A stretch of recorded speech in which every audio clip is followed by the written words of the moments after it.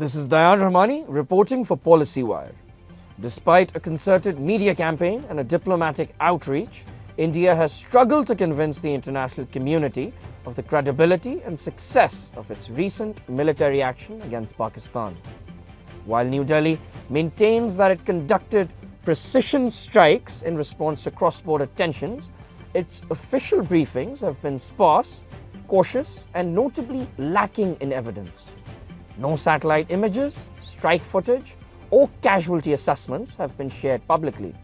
Instead, Indian defense officials have repeatedly deflected questions regarding reported losses. In one instance that drew widespread attention, a journalist asked directly about international media reports of Indian fighter jets, particularly the Rafale aircraft, being shot down.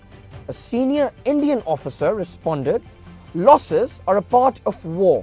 What matters most is that we achieved our target." Losses are a part of combat. Have we achieved our objectives? And the answer is a thumping yes. This vague answer was seen by many observers as a quiet confirmation of setbacks, without the transparency typically expected in such high-stakes scenarios. In contrast, Pakistan has taken a proactive approach, detailing its version of events with operational clarity.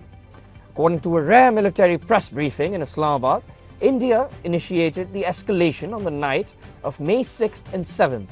However, following what Pakistani officials described as a failed offensive, it was New Delhi that sought a ceasefire. Pakistan's response came under Operation Bunyanum Marsus, and officials claimed that de-escalation was only considered after requests from international intermediaries.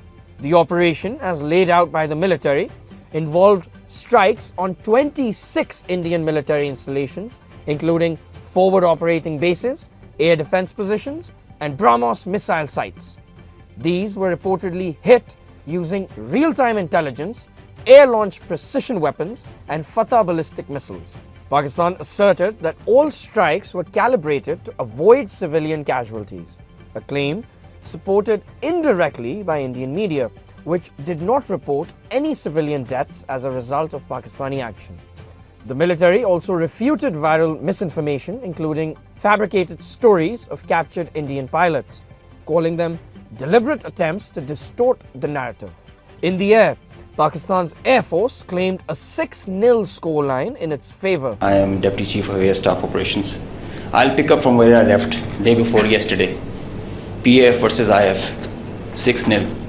Including successful interceptions of aircraft and drones and one mid-air neutralization of a BrahMos missile.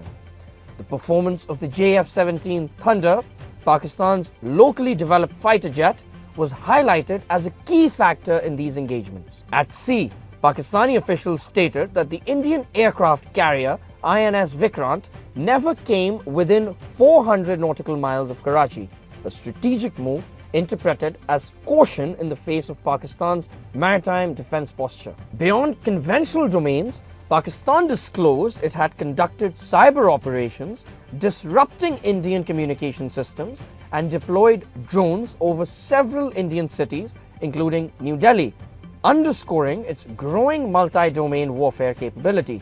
Leadership from Pakistan's civilian government was also highlighted. Prime Minister Shehbaz Sharif was credited for timely and decisive command, while the role of media, youth, and the general public in resisting disinformation and bolstering national resolve was acknowledged. As tensions now cool amid mediation by global powers, analysts agree that Pakistan has taken the lead in controlling the narrative. Through detailed disclosures, operational transparency, and strategic restraint, it has positioned itself as both capable and responsible. India, despite its media infrastructure and international alliances, has largely relied on ambiguous messaging, failing to provide the clarity that global audiences and analysts demand. India, despite its media infrastructure and international alliances, has largely relied on ambiguous messaging, completely failing to provide the clarity that global audiences and analysts demand. In the war of narratives, as in the military response, Pakistan now appears to hold the initiative. Stay with us for continuing updates.